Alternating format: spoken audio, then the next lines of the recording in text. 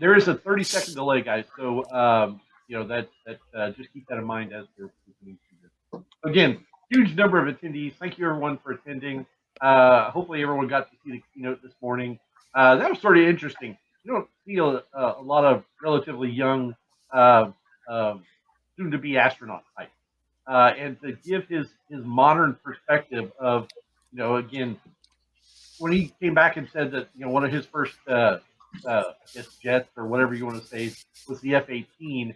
I remember most of these astronauts coming in telling us that their first plane was the F-4, which is like a Vietnam era kind of thing. So young astronauts is really neat because they have a perspective that's going to be much closer to potentially your experiences as you get into the industry.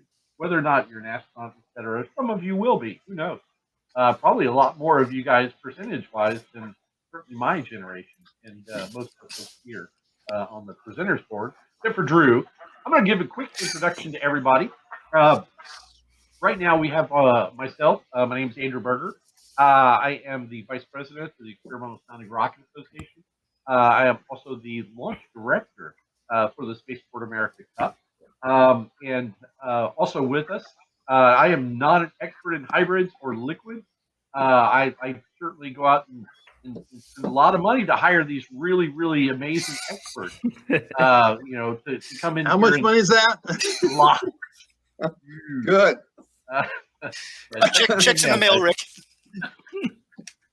Nonetheless, we're so lucky to have these experts here with us, and I'll introduce them in shortly. Look, we just lost Steve Taylor. I was just about to chat with him. Steve Taylor is the vice president. Steve Taylor is the director of launch operations.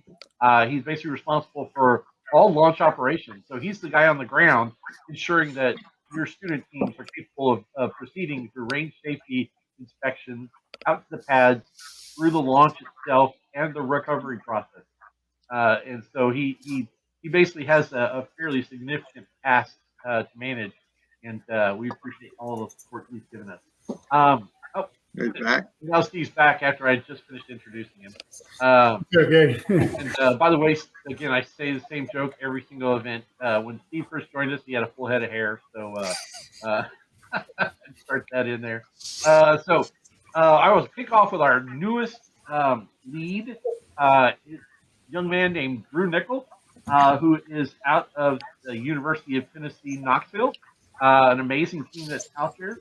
Drew's had tremendous amount of experience in the hybrid SRAD side, working with not only his university team and his own personal projects, but also working with manufacturers, developing amazing stuff. I mean, for his age, he is well more advanced than you would assume, and we're excited to have him on board. He brings a lot of experience and a lot of expertise to the hybrid space. And we've got a large number of hybrid teams that are going to be talking to him and meeting with him and working with him in the near future. Move next to Adam Trapur, resident Canadian. That's part of the Canadian Mindshare program. We have to have a minimum, I think, 2 Canadians in the event, or there's some kind of tax benefit, I think. Anyways, having Adam on board is phenomenal. He is an absolute expert in the liquid by liquid arena. He's been assisting me in many different facets for the Spaceport America stuff, as well as the Base 11 Space Challenge, which is the von Karman line shot for a university-based liquid team. And so he's also assisting us in developing some new national, potentially international safety standards on the bi-liquid propellant side. So in the liquid space, Adam is absolutely going to be a big name, if not already. I certainly identify him as our resident expert in that. And finally, we have Rick Wills. Rick Wills has been in the aerospace industry and a rocket legend and propulsion legend for a long time. There's pretty much not a single person that I can identify that Rick hasn't either met, talked to, or emailed in the aerospace field. Because he travels, he visits and goes to conferences. He's worked in so many different organizations, and he loves working with students. The most exciting thing I think with Rick's arena is he actually runs an amateur propulsion group in the Ohio area where they actually build liquid engines and do testing. And it could be a trend because I know we have a new liquid propulsion group starting up here in Houston, and he is one of our advisors. So again, big round of applause for all the presenters here. And with that, I'm going to go ahead and hand it off. And I don't know how you guys would like to do it, but Adam, go ahead and start us off if you would. All right. So I was thinking, we can probably keep this a relatively open discussion today, and I think it would be great to get as much participation from the audience as we can as well, since I'm sure you guys all have your own questions about this area of rocketry. But I'm thinking that maybe to start this off, I'll just put a question to all of our panelists, and we can maybe go around the virtual table. Why do something like this? Everybody knows, of course, that hybrids and liquids are pretty sophisticated. They can be pretty high cost. Most teams tend to start with COTS solid motors. So for those who want to make that jump to really serious hybrid or bi-liquid propellant projects, what's the benefit of doing that? Rick, any thoughts? Okay, I guess my history started a long time ago when I graduated from college. The idea of personal people building their own systems like this was considered ludicrous. In fact, the idea of private money investing into a rocket launch was probably a heresy in the 80s and the 90s. And I was heard by many people telling me, "Oh, that's never going to happen because it's a government project. It's too complicated." George Sutton, the famous rocket. I have his textbook. He autographed it for me. He famously said that amateurs should not get involved in liquid rocketry because it's dangerous. So my first rocket was, the reason I did it was interesting. I had thoughts of building bigger things and I wanted to start something small. This was back in the late 80s when people were a lot of space activists were saying, "Hey, we can really do this stuff ourselves." There were a lot of professional people doing it that were looking at it and said, "Yeah, this is doable." And me and about half of those other guys tried it out. And we built a gaseous oxygen and a kerosene. We just used regular kerosene you get from the pump, and tried it out, and it worked. And then we went and got a liquid oxygen system put on it, and that worked too. It didn't work very long because our engine had no cooling. It melted through very good. Adam's seen the engine, by the way. So it melted through. So the whole idea was that I was interested in this, and I said, "Well, we can do it." And I jumped into it, and I guess I'm still been doing it after since the 90s. So that's 40 years. So maybe I'll eventually figure it out. So that's why I jumped into it. So what I'm hearing is you did it to spite George Sutton. That's great. Yeah. Although Dr. Sutton has passed away, to be honest. So I have he's the textbook to him and Hudson and Hong were the textbook books I used to build my first engine. So I got to hand a lot to him. All right, Drew, what are your thoughts on that one? So regarding hybrids, as I'm sure many people have noticed, the cost of solid rocket motors have gone up, and you have probably seen incidents where solid motors have been lit accidentally. With hybrids, they can be as cheap as $1 a pound per propellant. And that in and of itself is attractive. But then you have the safety aspect of hybrids too. They are completely inert until you load oxidizer into them. So ideally that's being done while you are very far away. So you may be 2,000 feet away from the rocket when you're loading oxidizer into it. It's not like a solid motor where you have a P motor with 50 or 100 pounds of propellant that if you have a spark or a fire, it can go off. So another aspect with hybrids specifically is liquids and solids have been researched into the ground. Most of the technology at this point is manufacturing and materials. But with hybrids, there's just so much that can be researched with them, and they have potential benefits in sounding rockets, and there's also the air-breathing hybrid concepts that are promising.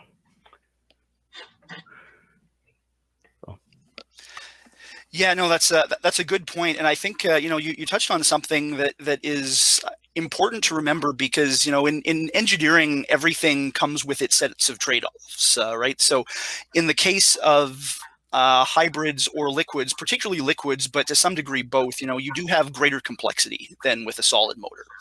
Mechanically, it doesn't get much simpler than a solid propellant rocket motor. So on the one hand, you've got that added complication of high pressure fluids and valves and everything that goes with that. But as Drew pointed out, the benefit is, until you load propellants, they're completely inert. And so as long as you're careful in how you design your system and your operation, you actually have the ability to very carefully control those hazards and limit who is exposed to them and at what point those hazards come into play. So in certain ways, it can actually make things safer. And then, of course, quite famously, with either a hybrid or a liquid, you also have the ability to shut them down if you need to, which is not so easy to do with solids. I think as well, just in terms of benefits to doing this, it's probably worth pointing out that if you go back to the history of rocket development in the 20th century, that first phase of it was almost entirely driven by amateurs, people doing it as hobbyists, as experimenters, and as students. Robert Goddard, who invented the liquid propellant rocket engine, was doing this in his spare time initially as a college lecturer. Werner von Braun in Germany got started as part of an amateur rocket group there. Sergei Korolev, his Soviet counterpart, got started the same way. So if you go back to the major people who drove that first wave of space technology development, it was almost entirely amateurs. And they did it for the simple reason that there were no other really clear ways to do it. And it turned out to be an incredibly valuable way for people to build up these very important real-world engineering skills that enabled them to ultimately go and get people to the moon. And I think that's something that is really important to bear in mind. That this is something that is very relevant to industry. We've got a whole host of launch vehicle companies now all over the world. And many of them are focusing on liquid propulsion technology. Some of them are focusing on hybrids as well.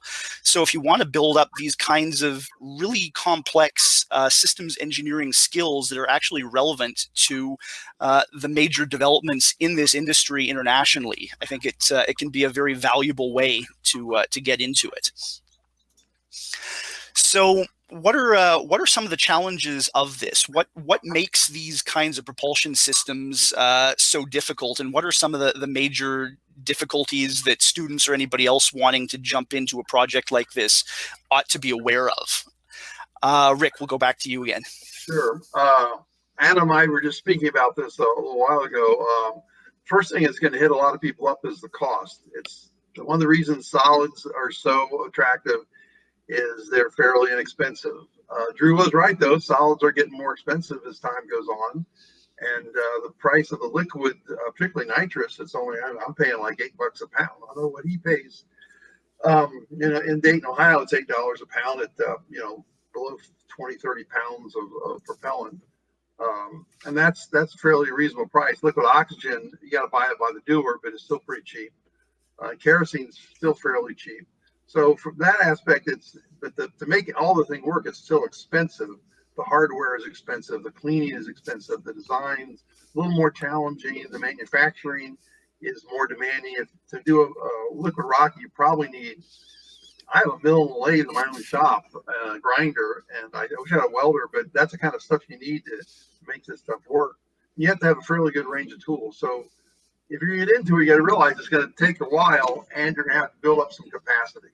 That's been my experience and takeaway.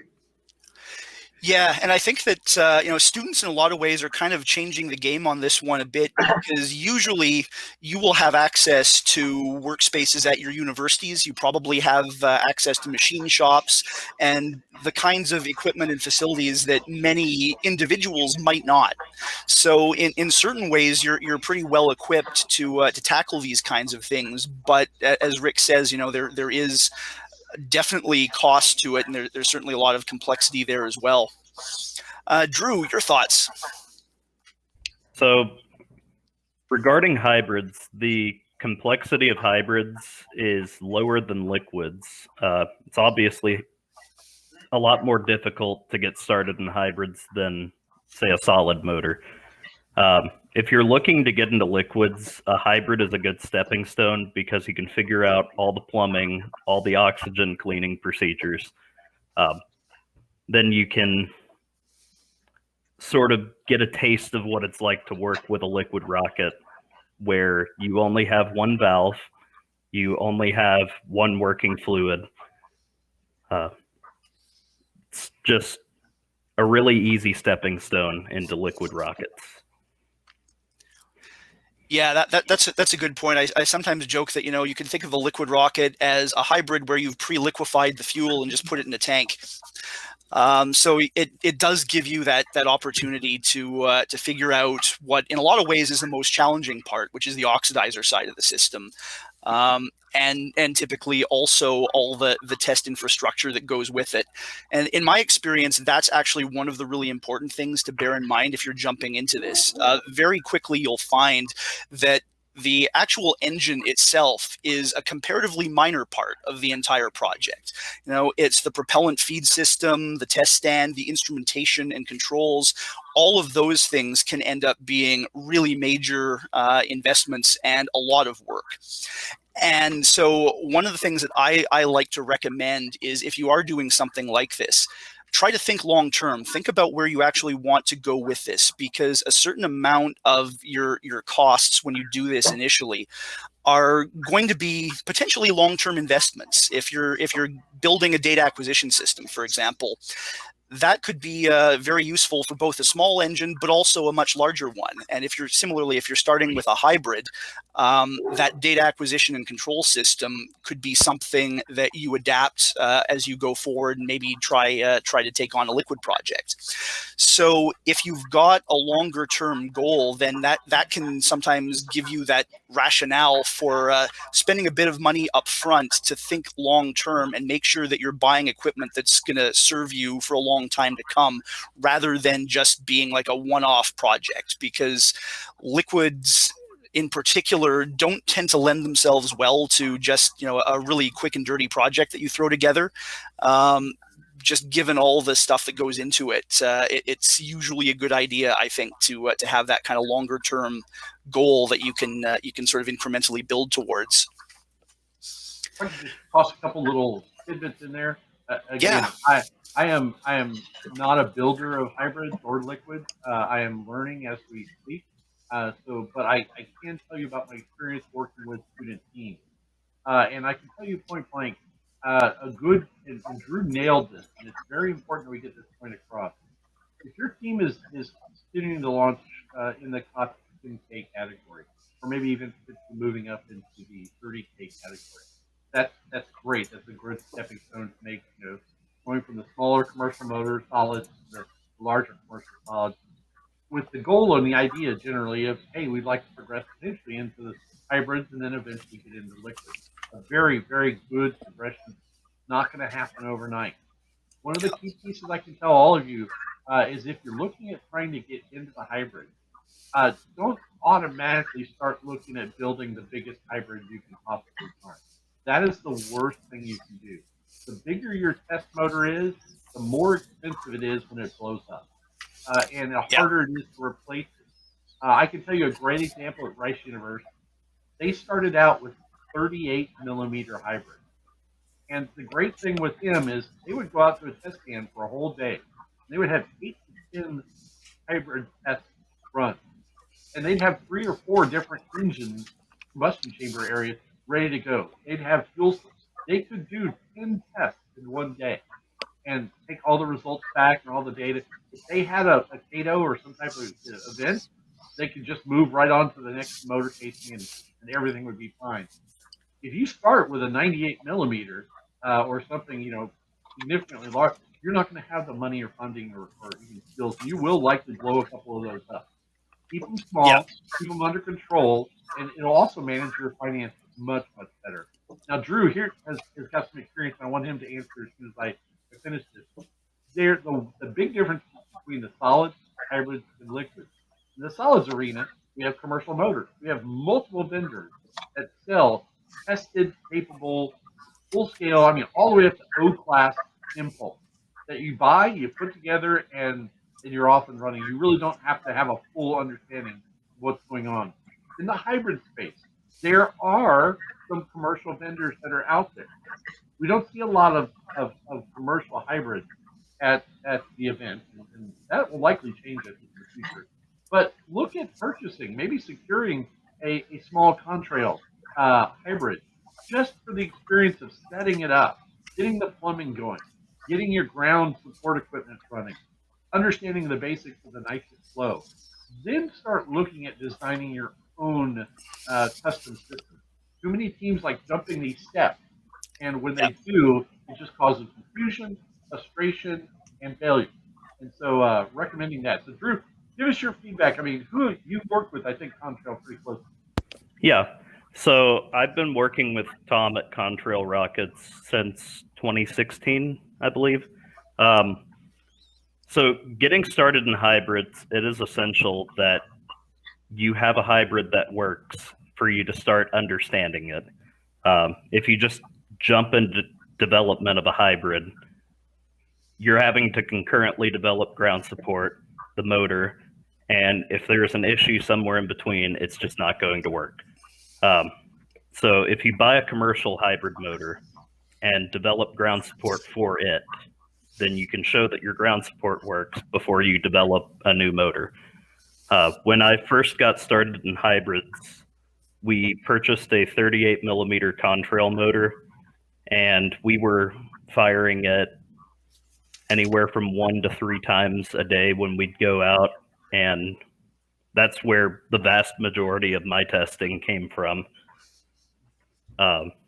They're small, they're cheap to fire, you can get a lot of data from them, and another very important thing to consider is how you are going to model a hybrid rocket.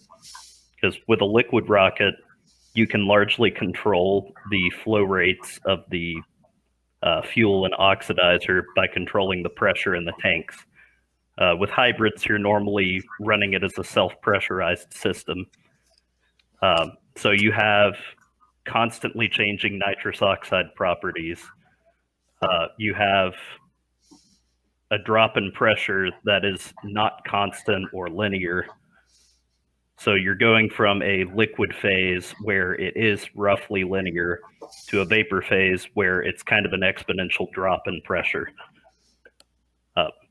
So developing the ability to accurately model a hybrid rocket using a smaller 38 millimeter motor is extremely helpful. And you also kind of learn the process that's going on inside of these motors. Hey, you're on mute, Andy. Sorry about that. We have our first question. We have Adam from New Mexico State. And his question is that their university is in the initial stages of a hybrid journey. They've had some great tests so far. That's great. What are your suggestions for instrumentation during testing, such as how do we implement a sensor to measure chamber pressure during the burn? What other crucial measurements should we be looking for? Okay, so Adam, there are a couple ways to approach this. The first step is finding out, is your motor going to be in a flight motor configuration or say a boilerplate motor where you're running off of a feed tank and you just have a combustion chamber. If it's the latter of those, you can mostly focus on measuring the chamber pressure, in which case you just put a pressure transducer in the forward closure. you want to get thrust data, chamber pressure, and tank pressure, ideally. And some of the performance parameters you're looking for are, what is the regression rate? What are the ballistic coefficients of the propellant? So how does the regression rate vary with oxidizer mass flux? And that's just your flow rate of oxidizer down the core of the grain as a function of the port cross-sectional area. So with solids, you have this regression rate dependence on pressure. With hybrids, it's pressure independent, but it depends on the oxidizer mass flux. Yeah, and when it comes to liquids, very much the same basic set of instrumentation would be standard, right? You'll probably want to do something to measure chamber pressure and thrust and your tank pressures. Beyond that, depending on how much of a science project you want to make this, there are a lot more things that you can do as well. But those are kind of the most basic ones. Instrumentation is always a little bit challenging because it's possible to spend an almost arbitrarily large amount of money on this, and like data acquisition systems run the gamut from fairly simple low cost things to incredibly high end industry standard systems that can easily cost tens or hundreds of thousands of dollars. With projects like this, it's usually a good idea, like people have talked about, to start small and just recognize that you're going to be climbing a very steep learning curve as you go through this. So it can be really useful to see what's relatively inexpensive out there. And when it comes to things like data acquisition, there are a lot of very affordable solutions. And at some point, you'll probably hit up against limitations of that cheap data acquisition system, and you'll find that maybe you need higher sample rates or better resolution than you've got with that. That's okay.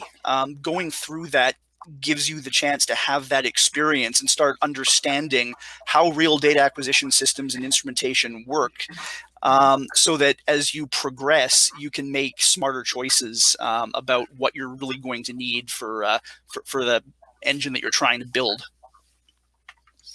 Also, frankly, eBay can be a really good source of a lot of things, and you can even find very high-end pressure transducers, for example, for not much money on eBay. And I'll say that for my own stuff, I've often gone that route. And like with most things, it's sort of a double-edged sword, because on the one hand, you can actually get something that would be a $5,000 pressure transducer on eBay for a couple $100. But on the flip side, it means that you probably can't just assume it's going to work out of the box. You'll probably need to give it a good cleaning at least. And with any surplus, it's a little bit less of a known quantity what you're getting.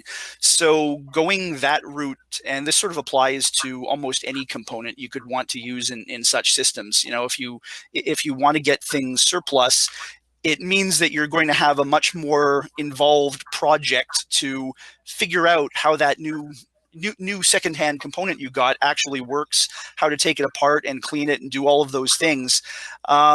Whereas if you were just buying something that's brand new, you could specify exactly what you want and probably not have to think about it too much. So that is one of those trade-offs, but it means you've got a lot of options for potentially pretty high-end hardware out there for not very much money if you want to go that route and try it.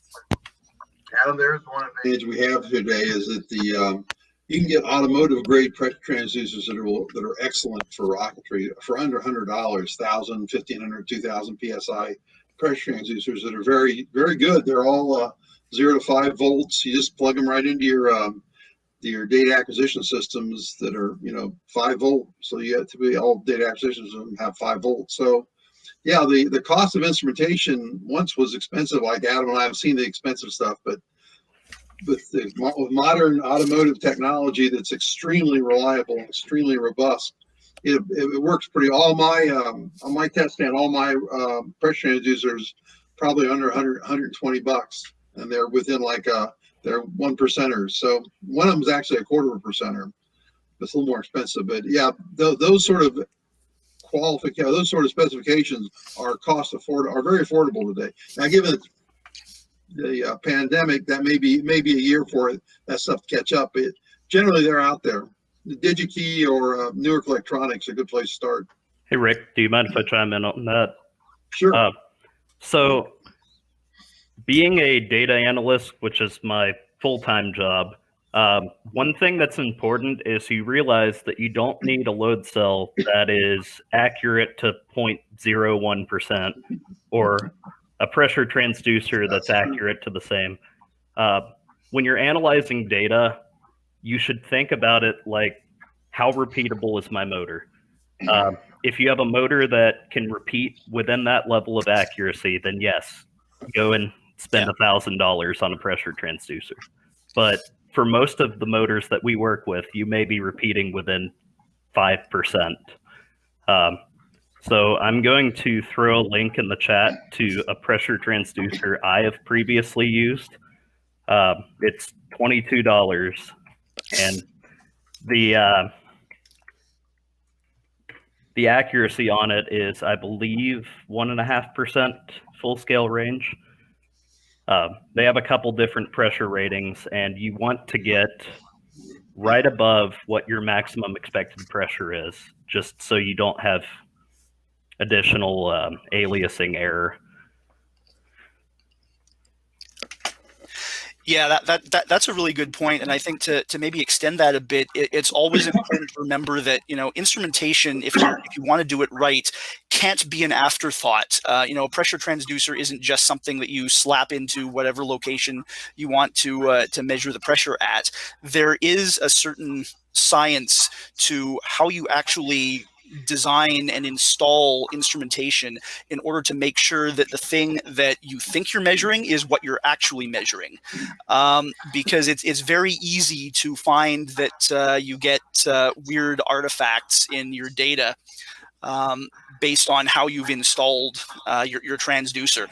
So with something like thrust measurements, for example, there is a lot that goes into proper design of a test stand to make sure that you can get meaningful thrust data, because what you've actually got is a fairly complex coupled mechanical system between your engine, your thing that's producing the thrust, and your load cell and the structure behind it. So having a very stiff structure is really important. Otherwise, you're going to get coupling between the dynamics of your test stand and your transducer and your engine, which is thrusting and vibrating. And it can very quickly mean that you'll get artifacts in your data that have nothing to do with the behavior of the engine itself, but instead relate to natural frequencies of your test stand or your instrumentation and how you've got it installed. So it's important to think about how you are actually going to be integrating the instrumentation into your overall setup, because that can have an enormous impact on the quality of data you get. And sometimes those considerations can definitely overwhelm the actual accuracy of the sensor itself, like Drew mentioned. And I'm going to have to step away, so I'm going to ask Drew if you could keep an eye on the Q&A tab. We have 2 new questions, so before I jump off, we'll bring up the next question. We have Ryan. He has stated, as someone relatively new to hybrid and liquid propulsion, what are the main series of steps you can tackle to design, build, and test a hybrid or a liquid engine? And with that, guys, best of luck. Don't forget to hit the little stop broadcast button when you're done. Try not to run over too much. And best of luck. Take care, everyone. Thanks, Andy. Okay, so Ryan, regarding hybrid and liquids, there are probably 3 key pieces of infrastructure you should focus on developing, and that is your test stand, sort of calibration equipment. Like, say you do injector flow testing, you should have a way of doing that flow testing. And then the third would be ground support. So these are the expensive parts of developing hybrids and liquids. The engines themselves are not too much more expensive than, say, a solid, except in the case of liquids, you generally have actuated valves, and those can get extremely expensive. So if you focus on ground support, your test stand, and any kind of equipment that is used for testing of individual components, like injectors, that is a good starting point. I'd also add to that, in aerospace engineering, a lot of what we design are these very complex systems. And when you're taking on a whole systems engineering project, the first thing you do is define what your requirements are. What is this thing we're trying to design? What is it supposed to do? What is the ultimate goal? I would say that's an important place to start if you want to build any rocket propulsion system. Decide what you want out of this project. Maybe the end goal is to be able to fly it in a 10K or 30K launch category at the Spaceport America Cup. And if that's the goal, then your design is going to be driven partly by the need to do that. Maybe it's more open-ended than that. Maybe you just want a chance to start figuring out some of the these challenges related to instrumentation and how you operate an engine, and you don't have that same need to be able to integrate something into a rocket and fly it. That's fine too, but it's always important to make sure that you're clear going into your project what the real end goal is. Alternatively, maybe it's a stepping stone to something bigger. Maybe you ultimately want to fly that 30K liquid, but you realize that you need to build some experience, and so you start with a simple boilerplate engine that just needs to be heavy and safe and work to help you to get that experience. So start by deciding what it is you really want to do. And if you've got longer term goals, try to factor that into your planning as much as you can as well. Yeah, Rick, any thoughts? In terms of when I started, I was my most biggest fear was safety. So all my first tests of a gaseous oxygen kerosene were all below grade level because I was real worried. Yeah, and it worked out. It worked out pretty well. I would recommend everyone be concerned about such issues as materials compatibility. Read as much as you can about materials compatibility, and understand what it is. Make certain you use the right materials for the chemicals you're using. That's a good start because you get into a lot of trouble if you don't. And make certain I just gave a talk on this, so I'm going to hit it a little bit. Cleaning. You're going to have to clean these systems. Yeah. Anytime you're touching liquid oxygen or nitrous oxide, you've got to clean the systems.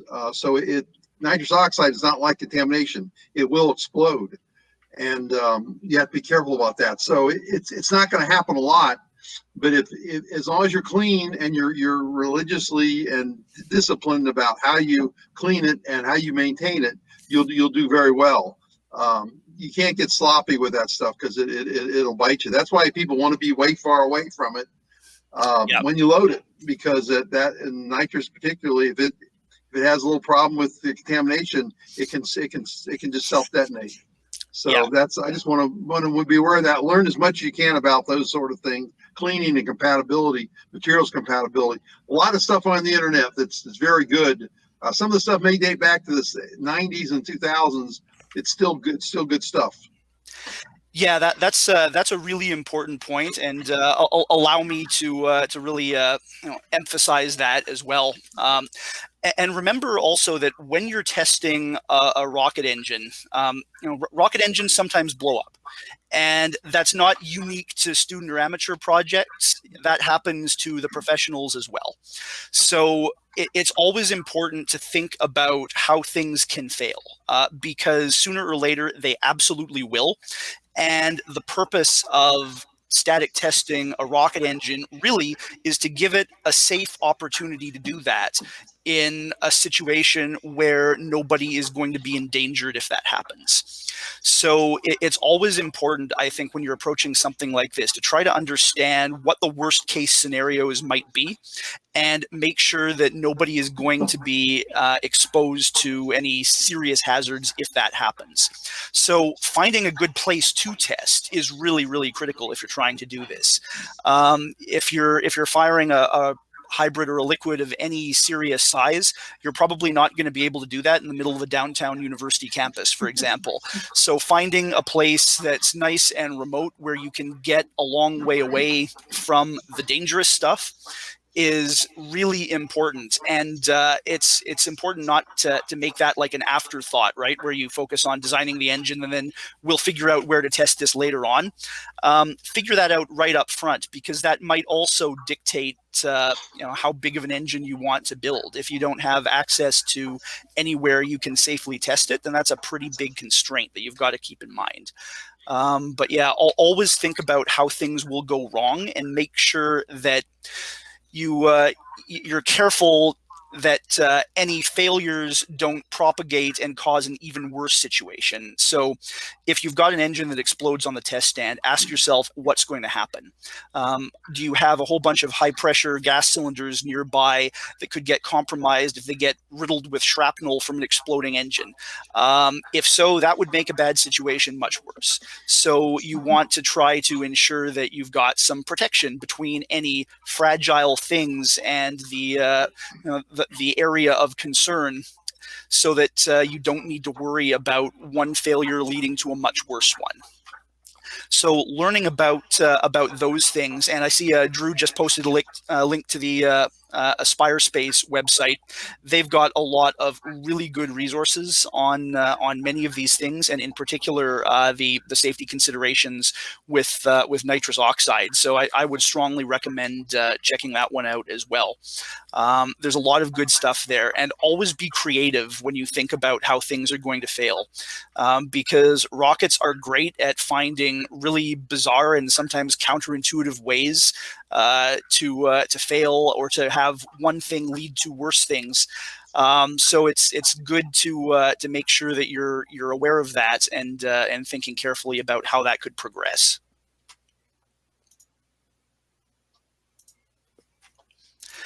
All right, so maybe on that note, let's look at what some of the more interesting failures that we've all experienced with hybrid or liquid rockets might be. What are some of the ways that things can go south, particularly anything that you've seen that maybe you never expected to happen?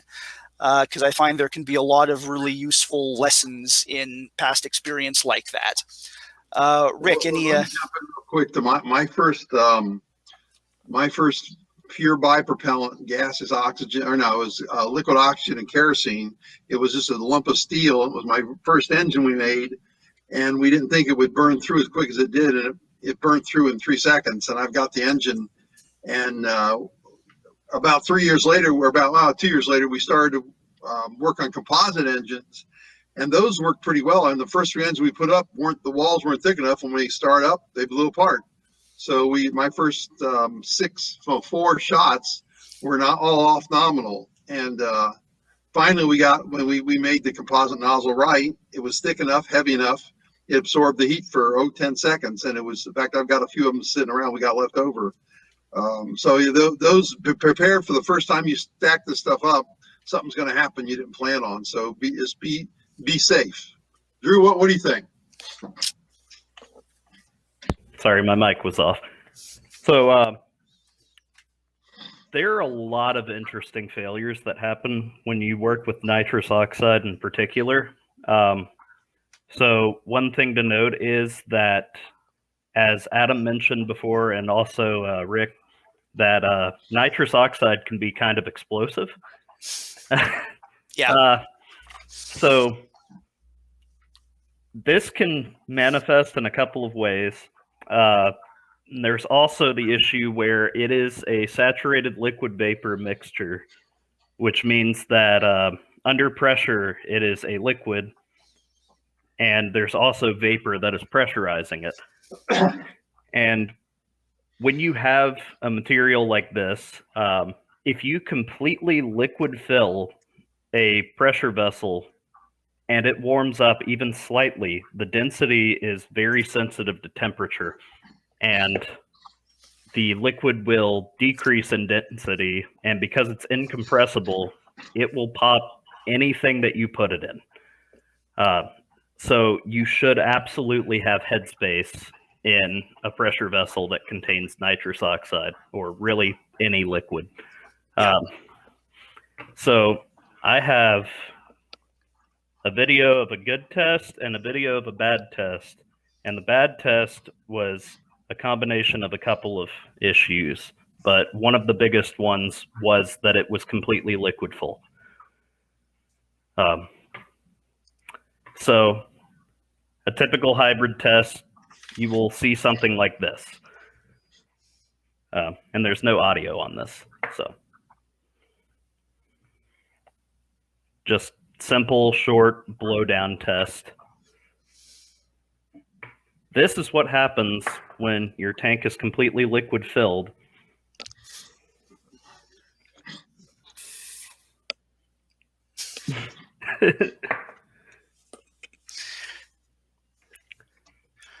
So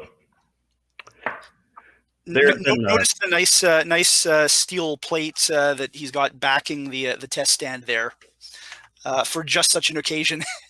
Yes, and it's also very useful. So it's essentially 4,000 pounds of concrete with an I-beam stuck in it, and there's just a steel plate that you mount whatever you need to. So it's rigid and it's modular. And then, of course, water deluge, because that test was performed in the middle of a clearing in the forest, so we didn't want to set the forest on fire. But a couple other issues you can run into, particularly with hybrids, is the propellant grains are not as prone to issues with cracks or voids as with solids. But what can happen is the oxidizer can work its way around the fuel grain and eject it. And if your nozzle throat is not large enough to let that piece of propellant through, it is going to clog the nozzle and you are going to get flashback, which is sort of the end result of this test here. Yeah, that's a really good point, and I would add to that for designs where you have a separate nozzle, it's a really good idea to try to make the nozzle the weak point in the system, so that if you do have something clogging it or an unexpectedly high pressure spike, it's better to have the nozzle get ejected than to have the entire chamber explode.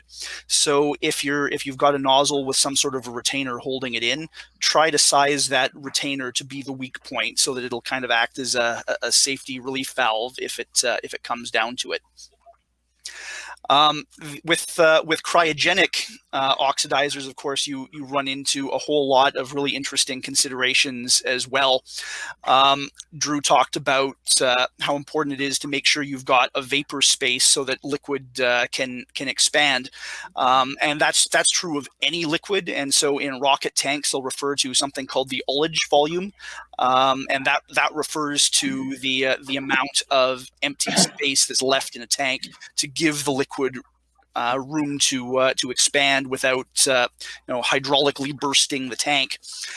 With a cryogenic fluid, you've got the added complication that if you put something like liquid oxygen or liquid nitrogen in a tank and close it off, it's going to boil off. And the pressure that could be reached if it does that can be tens of thousands of psi quite easily.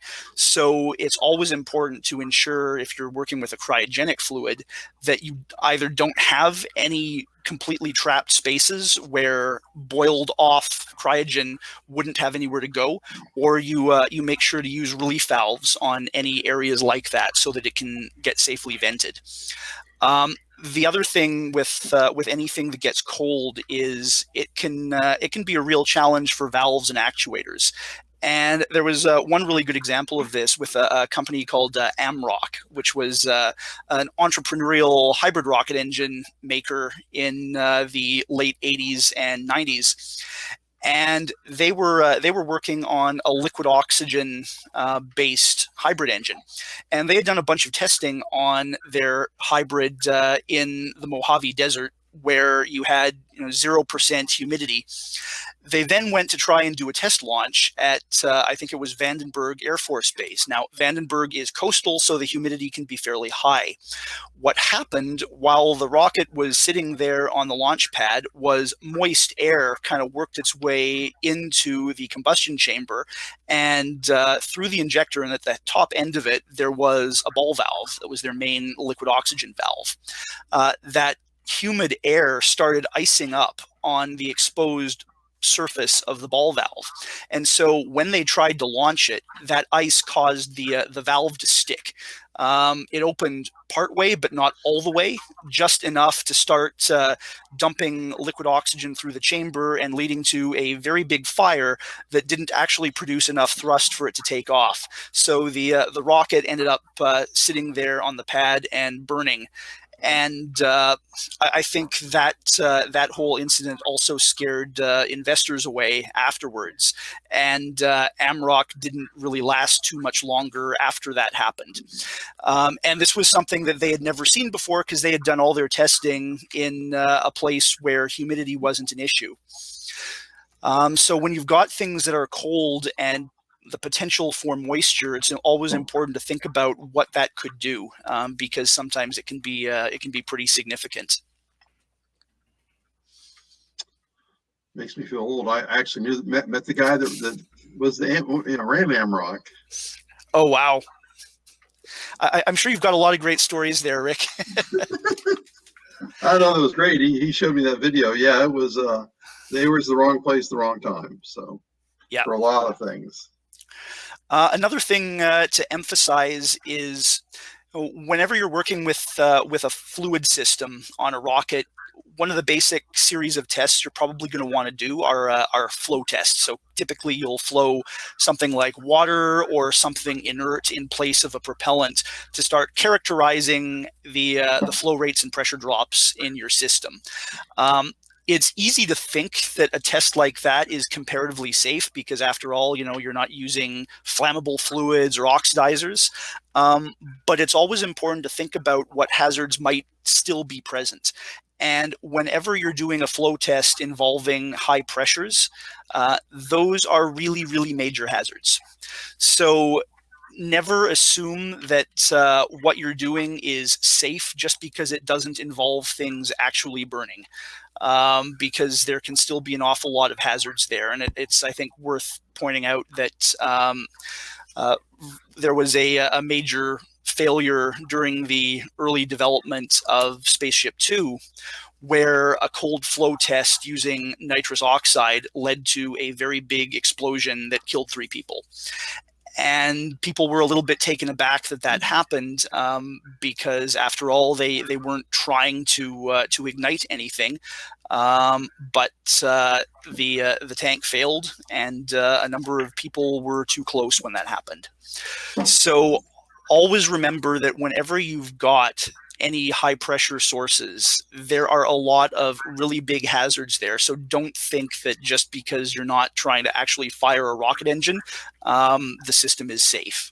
And make sure that you always operate based on that assumption, because it is really important, and it can go very badly if you don't do that.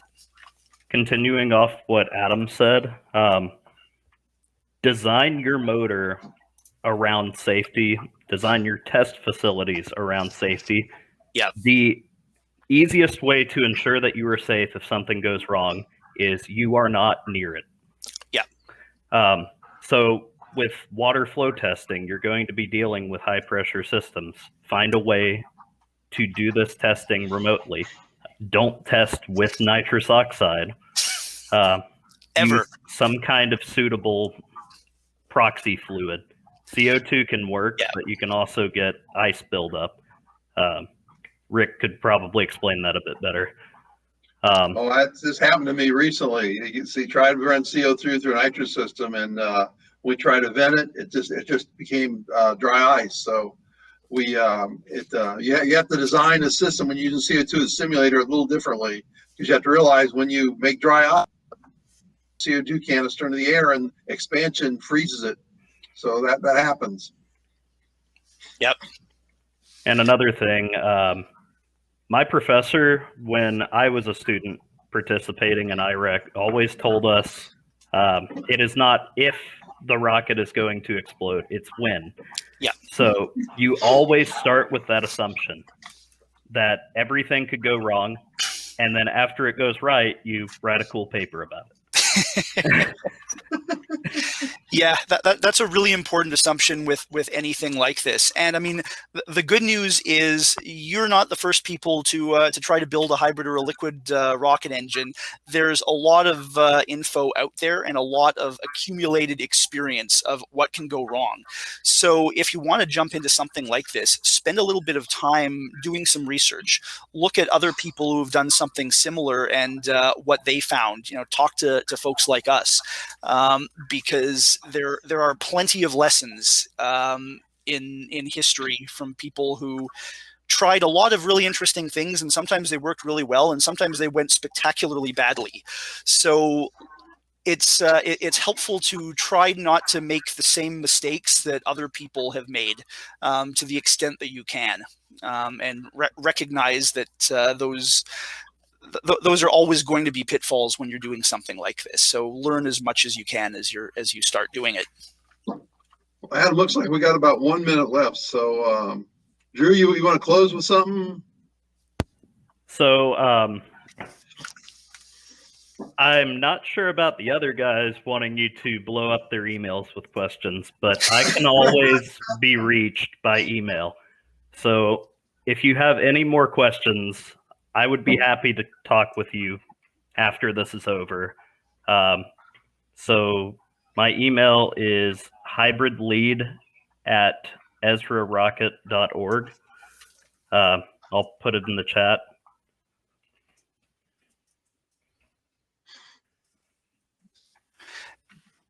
And I'll second that.